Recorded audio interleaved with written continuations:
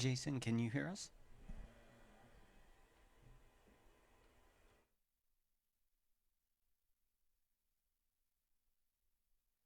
Thank you.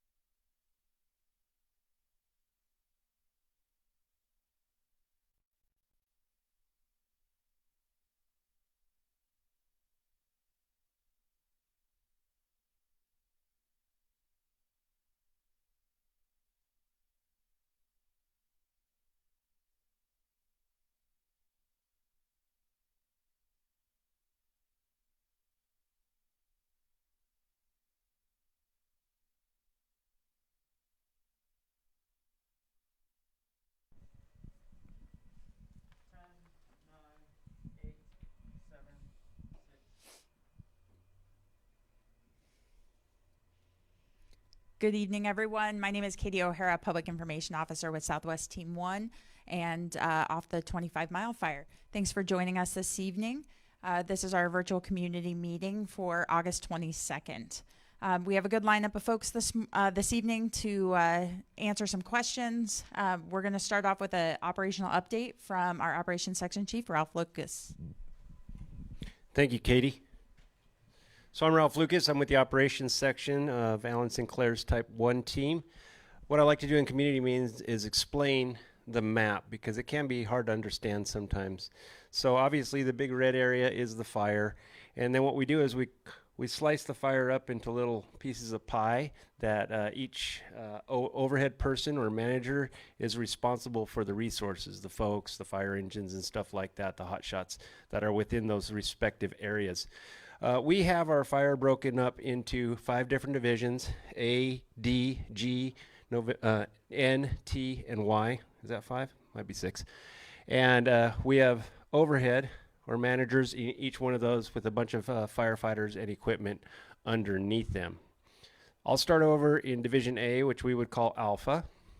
And everything's looking real good in Division Alpha, specifically up around 25 Mile. You can see that we have black on the map. That's controlled fire line is what that represents. So we have controlled fire line right here around 25 Mile. We had a hotshot crew come down, what we would call a finger here, and then put a dozer line across. The X piece on the map is a dozer line to secure the fire in this area, which is kind of like this horseshoe-shaped area of the fire. That's looking real good. There was a little heat in there today, and we did put some helicopter drops on it, but it was minimal and really no factor. As we come around the fire, we're following the 8410 road along it. There's a few hot spots in there that crews continue to monitor and put out. There's a little place right down here on the very south end of the fire that continues to show heat. We want to bring the fire to the 8410 road. The 8410 road is our main control feature for this fire at this time. We have additional control features out there in advance if anything were to become adverse, and that's why you're seeing some of these markups on the map. But we do want it to come, but we want it to come slow, not fast. We want it just to come up to our line, and we'll control it right there. Crews have built a control feature all the way along the 8410 road down to this 41 number and this 40 number. Those are called drop points. And that's our main control feature. That's looking real good. They open it up with masticators, heavy equipment, and handwork. As we come around the fire into Division G or Golf, they're using the Devil's Backbone Trail System as a control feature. We're just now getting folks into those areas to start to take a look. I also wanted to mention down here on the southern end of the fire, we have created a spike camp where firefighters will be spending 24 hours a day in there working out of a spike camp. They'll be supported by what's called paracargo. It's all the equipment and food they need coming out of an aircraft. It's boxed up and it lands on the ground near them, and they go and pick it up, and that's how they support themselves. So moving over to the Devil's Backbone, everything's looking good in that area. Not a primary concern right now. The fire's just moving gently. We did have a little area that heated up north of Lone Peak today. Over into Division T or Tango and also Division Yankee, crews have continued with their efforts, much the same down here on the 8410 road. And that looks really good. We have an additional spike camp up there. We're calling it Chesapeake Spike. We'll have 33 at the Baldy Spike and 81 at the Chesapeake Spike. So just as they continue to work, and then we'll create this entire box around the fire.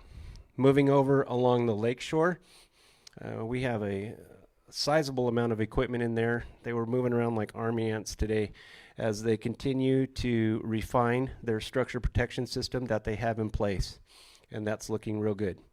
Today we were joined by a new little fire that popped up. It was probably what we call a holdover fire from a lightning strike a couple evenings ago when we had weather come through.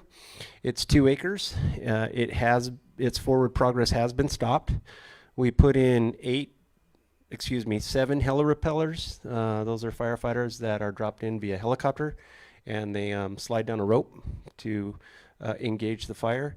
And then we also boated via a U.S. Forest Service boat, an additional 8 firefighters up there for a balance of 15 people. They were supported by scoopers that many of you may have seen on the lake, as well as a heavy helicopter. Again, they stopped the forward progress of the fire. We're feeling really good. They'll go into kind of a hold and monitor mode throughout the evening, and we'll pull them out of there sometime around 2 or 3 tomorrow. So at this point, this is a non-factor. And that's the end of my report. Thank you so much, Ralph. And just want to remind everyone that if you do have questions, you can go ahead and drop them in the chat feature on Facebook, and our team is standing by ready to respond to those. And if they're ones that our group here can answer, we'll have them jump back up and answer those questions. So up next is Corey with our weather.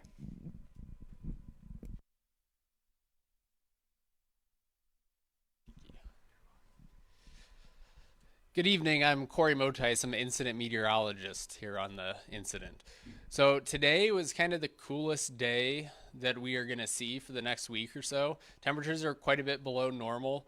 As we head the next few days, we're going to be seeing kind of increasing temperatures, a little bit drier each afternoon.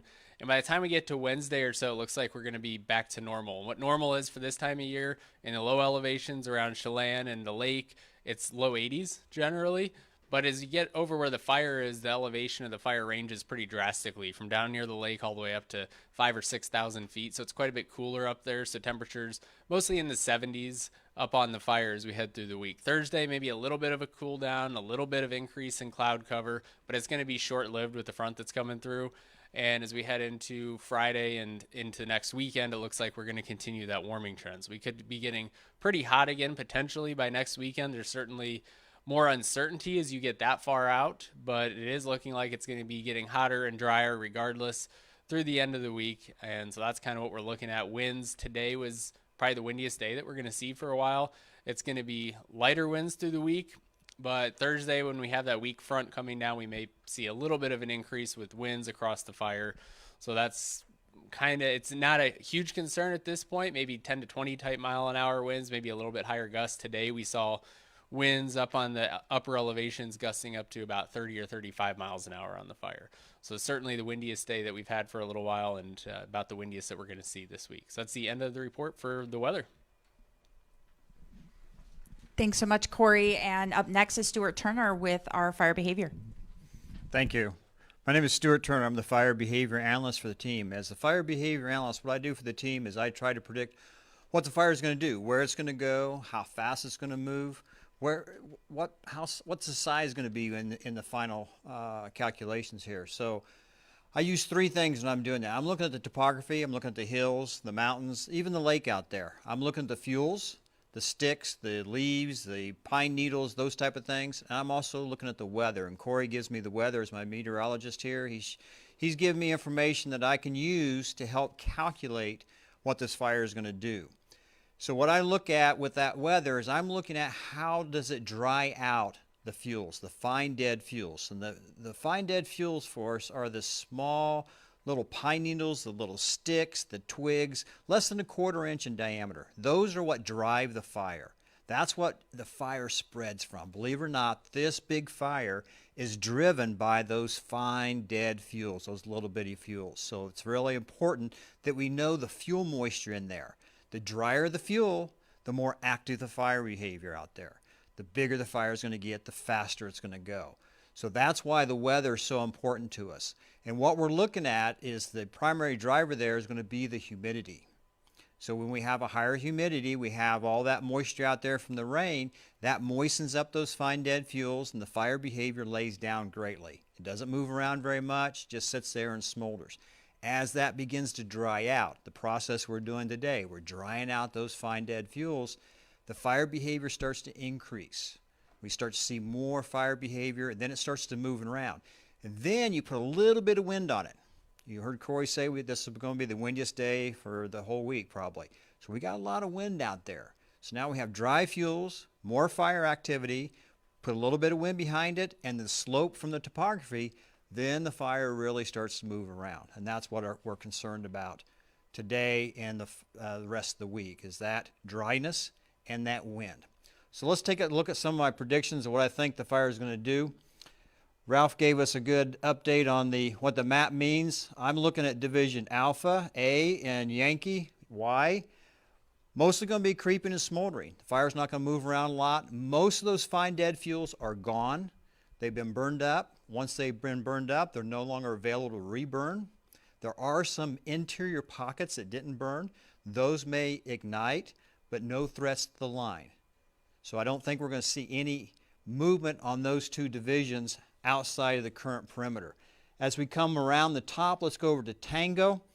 T, I think we're going to continue to see that fire move to the west, northwest as it goes upslope. This whole area, 25-mile drainage here, is a big bowl. So this is upslope up towards where you see the yurt sign on there. So the fire is following that upslope, looking for good fuels, dry fuels, and when it finds it, it makes a little run and moves up there. And that's going to continue. As we get down to November and Gulf, N and G, once again, we're going to see that westward movement up the slopes and to the southwest up those slopes. Now as we get down into Delta, D, that's my big area of concern here on Slide Ridge here. The fire's getting up high enough now that it's starting to get some of that free air wind.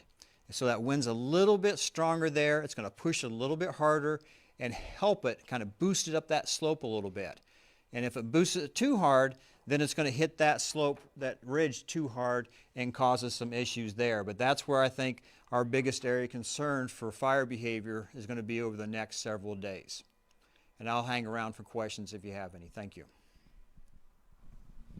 Thank you so much, Stuart. So up next, we're going to invite Deputy Reinfeldt to join us via Zoom to cover a little bit of the public safety overview and any updated information on evacuations.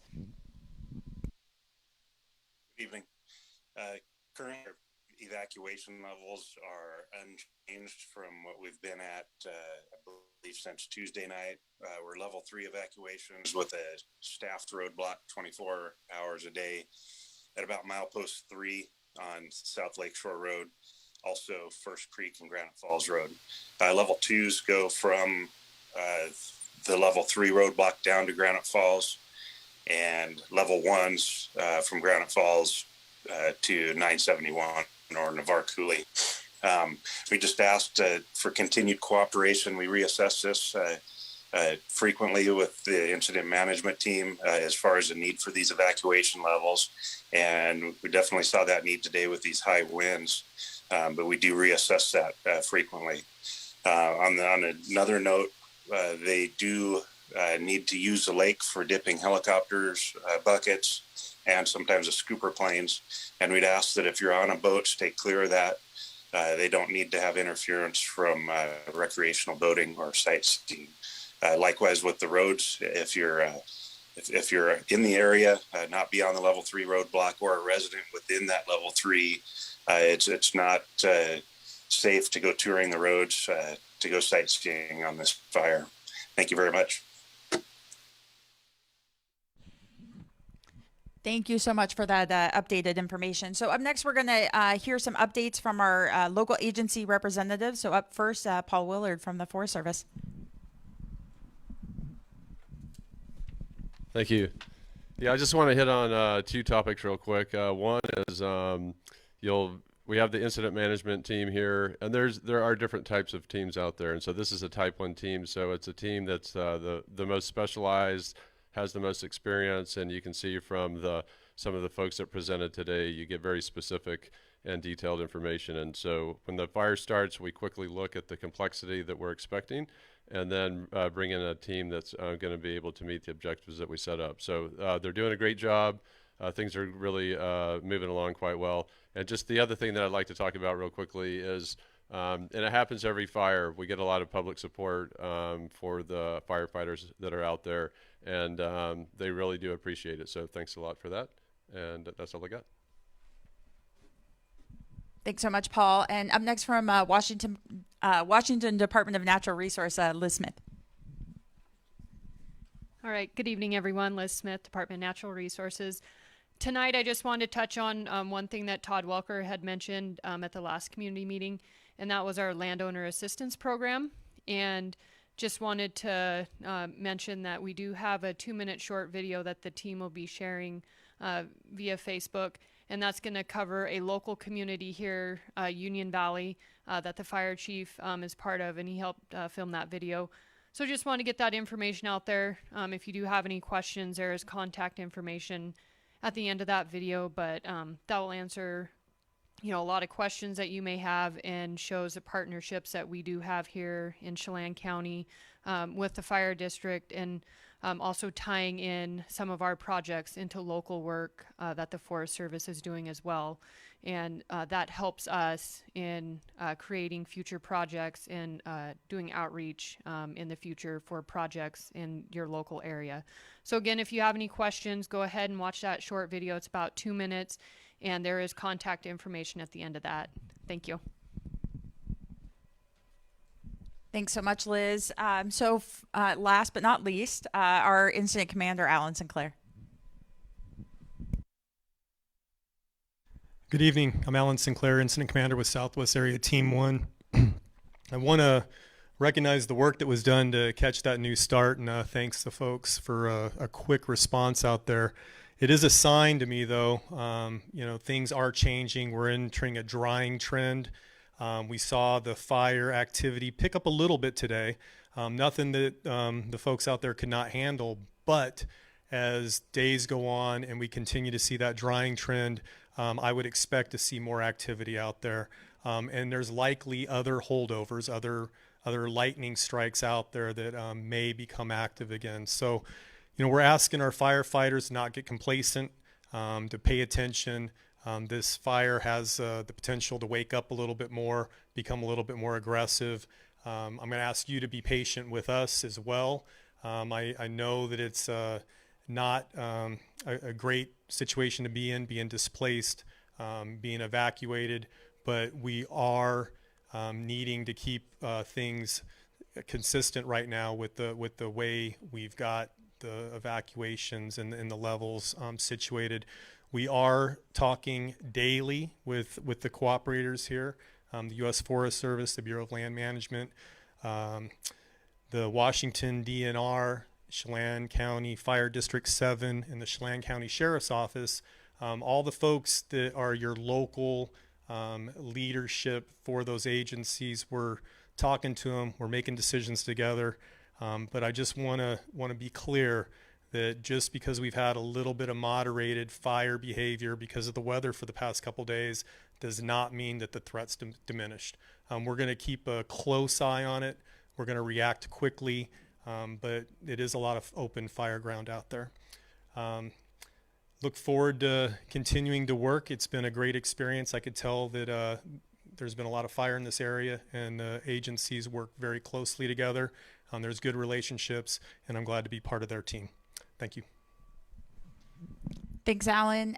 So we have had a couple of questions come in via Facebook. The first one, I'm going to have Caleb Finch, one of our operations sections chiefs, come up to answer. I'm sure his face is familiar. He's been on our morning videos. So Caleb, can you address a little bit more in detail about the work that's happening to provide some safety and some protection for the First Creek area? You bet. But before we get into First Creek, I want to start at the top because it actually transfers all the way down to First Creek. And that's how we prioritize the efforts and the attention that we give to those structures, and you'll see why. So beginning with these structures that are up here right next to the fire, what we did was focused on extinguishing those hotspots around those structures, inserting sprinklers, hoses, pumps, and things of that nature. Because these homes are right next to the fire, they get that they have that first threat, so they are our first priority. As we continue to move down south, as we get a little further away from the fire's edge, we begin then to focus our efforts and our attention to those structures.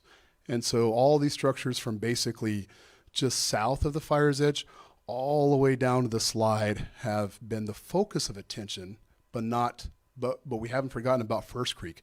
When I talk about focus, we're putting in those pumps, those hose lays, those sprinklers, because that's the next line of impact, because they're as close as to the fire compared to these. But what we're doing as we get further down into First Creek and these other structures is really develop a structure protection plan. What do those homes look like? What kind of siding do they have? What kind of roofs do they have? What kind of vegetation do they have around them? We get a very intimate knowledge of what is around those homes. We develop that structure protection plan, which we identify that information. We identify road systems, we identify exit points, entry points, access points, and that has all been taking place in First Creek all the way up to the end of the homes, developing that structure protection plan so that as we move further south and we get closer to First Creek, we have that plan developed. We know the supplies that we need. We know how long it's going to take to get that plan in place and develop it and be ready to respond at a moment's notice. Thank you. Thanks so much, Caleb. I think that's the only operational question we had specifically on there, so really appreciate that. At this time, it doesn't look like we've had any other questions come in. And so I want to remind folks that we do have a whole team online ready to respond to your questions, so continue to add those in there. Otherwise, we look forward to talking with you again soon, and have a great rest of your evening.